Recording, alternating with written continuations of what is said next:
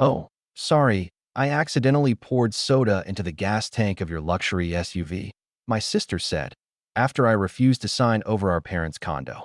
Mom added, mistakes happen. I did not yell. That night, I updated the insurance policy and restricted her access to the joint savings. But at 7:42 a.m., she woke up to something far unexpected. I had just finished my coffee when I saw her standing by my driveway. Ashley, my sister, a plastic bottle in one hand, her phone in the other, smirking like she'd been caught doing something she thought was clever.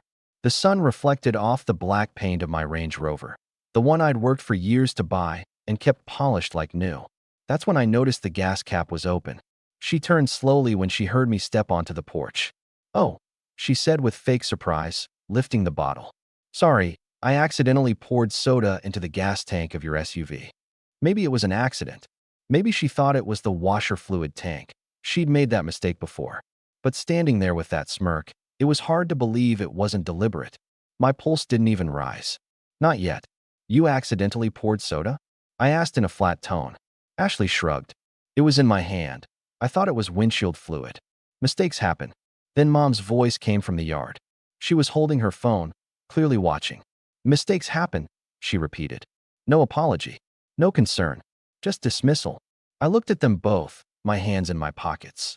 The same pockets that held the keys to more than just this SUV. The same pockets where I kept my patience, already worn thin. In my head, I'd already done the math. Ashley wanted the condo. Our parents' place in the city, left to both of us. She'd been pressuring me for months to sign it over. I'd said no, knowing she couldn't afford it without draining the family account. This was her answer. Not a conversation. Not an argument. Just a bottle of soda in the gas tank. I didn't yell or curse. I didn't even check the SUV. I walked past both of them, opened my front door, and went inside. From the kitchen window, I saw her set the bottle on the curb like she was discarding evidence. Mom said something quietly, and they both laughed, the laugh of people who think they've won. That night, I made 2 phone calls. The first was to my insurance company. I need to update my policy, I said, reading the VIN from my files. Also, no one but me is authorized to touch this vehicle.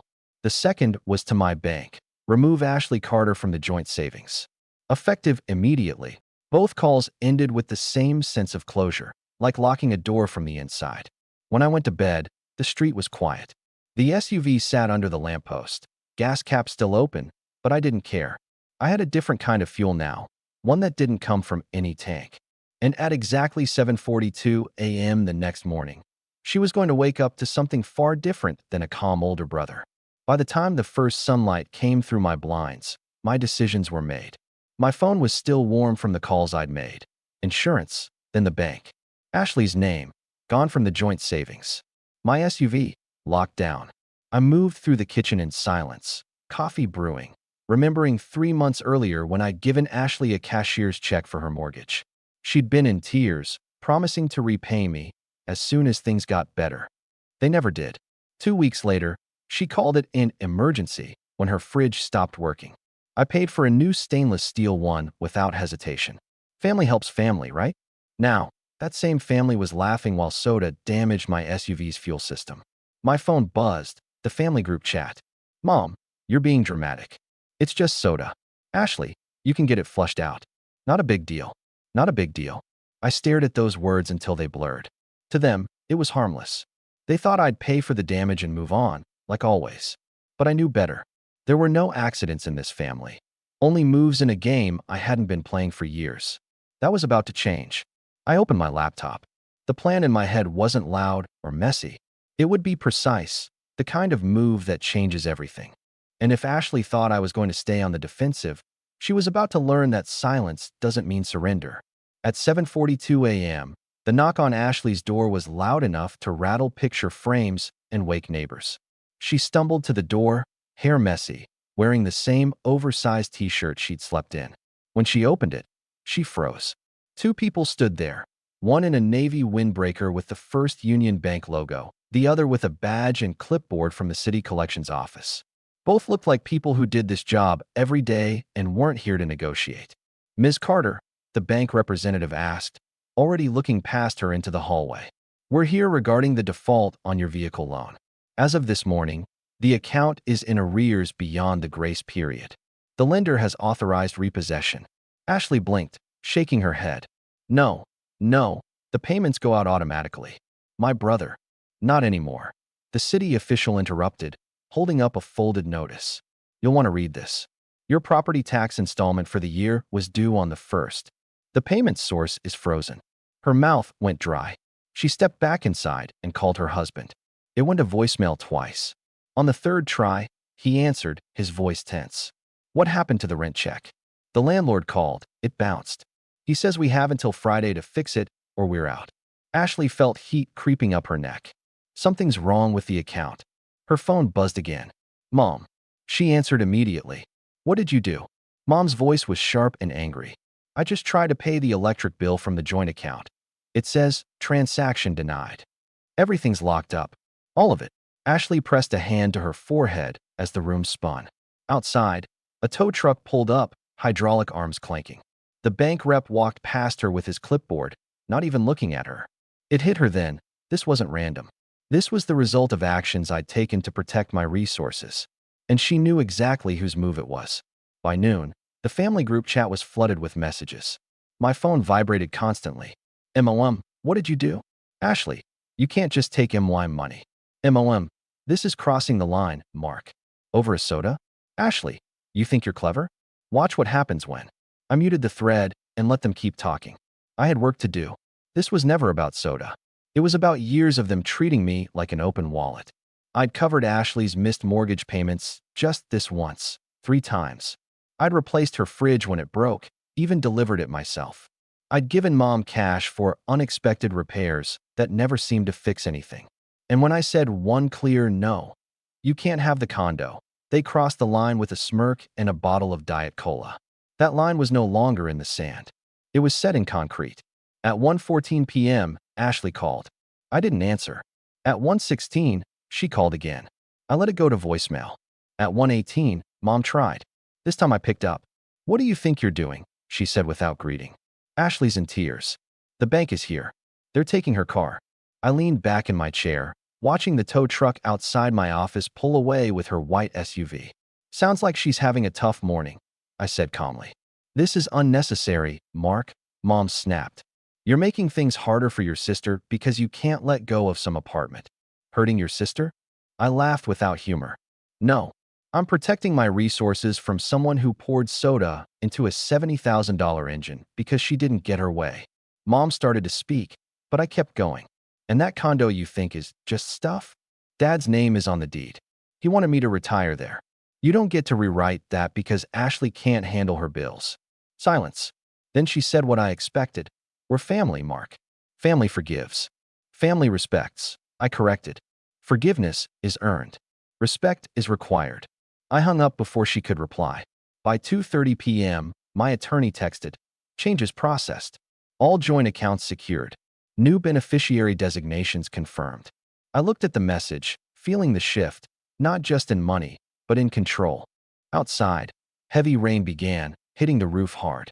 Somewhere across town, Ashley was probably staring at her empty driveway. Mom was probably on the phone with relatives, telling them I'd gone cold. They would call it betrayal. I called it restoring balance. Underneath it all, there was no relief or victory, just the certainty that the situation had changed, and I was no longer someone they could control without asking. When my phone buzzed again, I didn't check it. I just turned it off. The rest of the night, nothing. No calls, no texts. Just silence. The kind that doesn't mean they've given up, but that they're planning their next move. By morning, I knew I was right. At 6:08 a.m., a blocked number called. I ignored it. 30 seconds later, the same number called again. This time, I answered. You've made your point. Mom's voice was tight and brittle. Now fix it. Fix what? I asked. You know what? Ashley can't pay her bills. She's panicking. I can't cover both her mortgage and the Cabo trip. I almost laughed. Cancel Cabo. A pause. We can't, she said sharply, as if it was impossible. The flights are non-refundable. The resort is. Already paid for with the same account you've been draining for years. I finished. So no, you can't cover her mortgage because you already chose your vacation over her housing. This isn't fair, Mark. I let the silence hang until it became uncomfortable. You're right. I said. Fair would have been you in my driveway yesterday morning, holding Ashley accountable for damaging my SUV. Fair would have been you telling her to apologize instead of accusing me of dramatizing. She started to reply, but I hung up. By 9:15 a.m., I was at the downtown notary's office. 2 signatures and 1 embossed seal later, the condo was legally mine alone. No more joint ownership, no more family property. The phone buzzed in my pocket while I signed, but I ignored it. Outside, yesterday's rain had cleared to a bright, sharp morning. I walked 3 blocks to the insurance company, handed over my SUV keys, and watched as they loaded it onto a flatbed headed to the dealership. I had already chosen its replacement, bigger, faster, and impossible to damage with soda. By noon, I had locked every digital account they could access: emails, streaming, even the shared grocery delivery app. If they needed milk, they could buy it themselves. Then came a knock at my door. 3 short knocks. My neighbor, an older man who had lived across the street for decades, stood there holding a small cardboard box. "This was on your porch," he said. "Thought I'd bring it over before it starts raining again." The box had no return address, just my name in block letters. Inside was a folded piece of paper and a set of old house keys. The note read, "You were right, Dad." I stood there for a moment, staring at the keys. I knew exactly what they were. Keys to the lakeside cabin he bought years ago, the one no one else in the family knew existed. My phone started buzzing again, this time with a flood of messages in the family group chat. "Ashley, you told Dad. Where are you? We need to talk. Now. Ashley, if you think this is over." I put the phone down on the counter and looked out the window. My neighbor was back in his driveway, cleaning fishing gear. That's when it clicked. I didn't need to answer. I didn't need to argue or explain. Peace was in my kitchen, in the form of keys to a place no one else could touch. By 2 p.m., I was halfway to the cabin, my new SUV running smoothly. I stopped at a roadside diner for lunch, ordered an oversized sandwich, and left a tip that made the waitress pause. On the radio, a news report played about storms approaching Cabo, flights delayed, resorts evacuated. I smiled into my coffee. Somewhere, my family was watching the sky over their vacation darken, realizing they'd have to return early. Somewhere, Ashley was realizing the accounts were closed, the SUV was gone, and the condo was no longer hers to imagine owning. And somewhere, Mom was probably thinking back on every conversation we'd had, wondering when I stopped being the son who always gave in and became the man who walked away. I reached the cabin as the sun was dropping behind the tree line. The air was cleaner than it ever was in the city. I unlocked the door, stepped inside, and set the box of keys on the counter. No phone, no noise, no demands. Just me, the quiet, and the knowledge that for the first time in years, every choice was mine. By the time they figured out where I had gone, I'd already be gone again. 3 days passed without a single call, text, or knock at my door. It was almost suspicious, like the stillness before a storm. On the 4th morning, the storm arrived. It started with a voicemail from Mom. Her voice was soft, almost rehearsed. "Mark, listen, we've been talking, and we think we can work this out. Maybe we just start fresh? For the family's sake." I didn't call back. By noon, a fresh start showed up in the form of a large white envelope slid under my door. The return address was from a downtown law office. I opened it and read the first page. Notice of intent to dispute transfer of property. Ashley had convinced Mom to hire a lawyer. They were going after the condo I had put solely in my name last week. I almost respected the boldness. Almost. At 2:17 p.m., my phone showed a name I hadn't seen in years: Grandma Evelyn. "Mark, honey, I just had a very enlightening conversation with your mother," she said. "She told me you've been unreasonable and vindictive." She paused, then let out a chuckle with more steel than warmth. Funny thing, the moment she started talking, I knew she was lying. So I made a few calls. "Did you know she's been using the family trust to pay for her trips?" I stayed quiet. "Well," Grandma went on, "I've decided I'm making some changes. And before you ask, no, she doesn't know yet."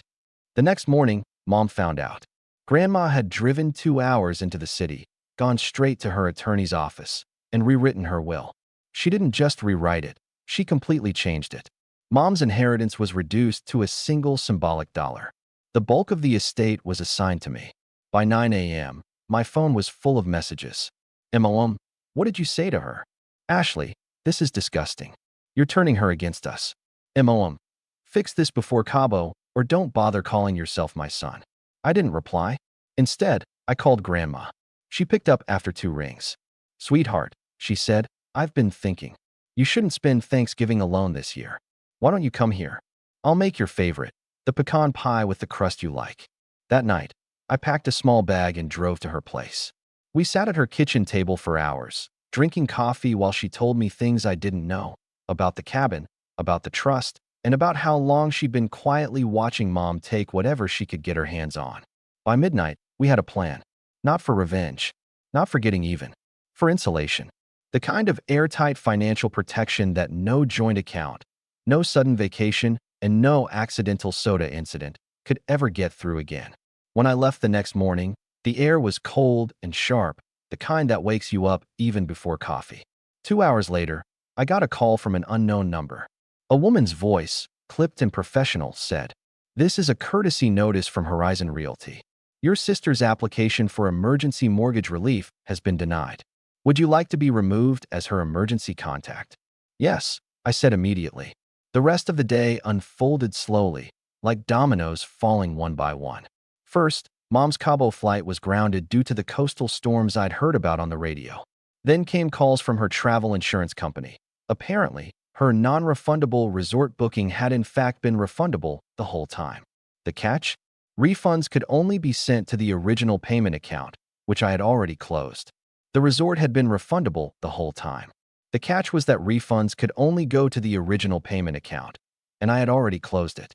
By evening, I was sitting in my living room when my phone buzzed with a video from an unknown number. It was Ashley, standing outside an airport terminal in the rain. She was talking into the camera, visibly upset, saying that none of this would have happened if I hadn't overreacted. I didn't watch the rest. I muted the chat, locked my phone, and set it face down. Outside, the wind picked up. Inside, the quiet felt heavy, wrapping around me.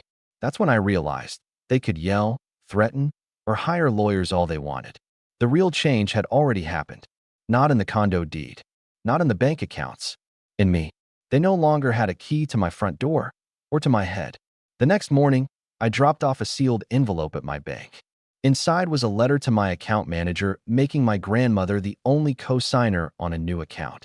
The trust money she'd reassigned to me was already being transferred.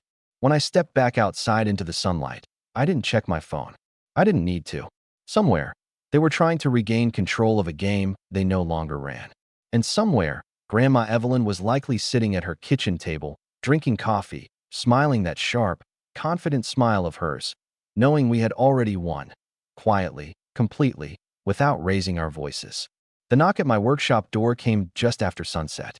When I opened it, my father was there. Same old leather jacket, hands in his pockets, looking like he'd been rehearsing a speech for days but didn't know how to start. "I was in the neighborhood," he said. We both knew that wasn't true. Our family didn't do casual visits.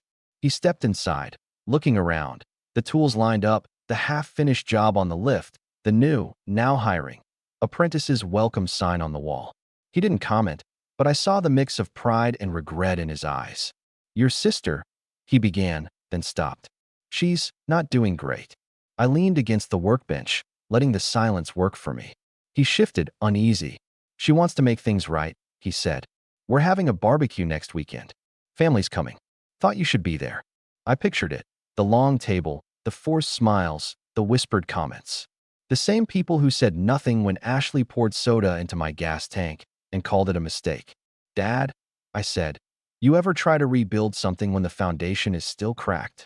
He looked at me for a moment, then at the old fishing rod in the corner, the one he'd given me years ago. "Boat's still in the shed," he said. "We could take her out Sunday. Just you and me. Like we used to." For the first time in months, my chest felt lighter. That Sunday, while the rest of the family lit the grill, I was out on the water. The lake was calm, the autumn air crisp. We barely spoke, just cast our lines and watched the ripples.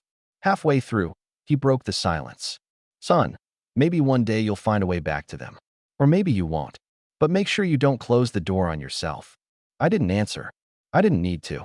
By sunset, we headed back. At the dock, he put a hand on my shoulder.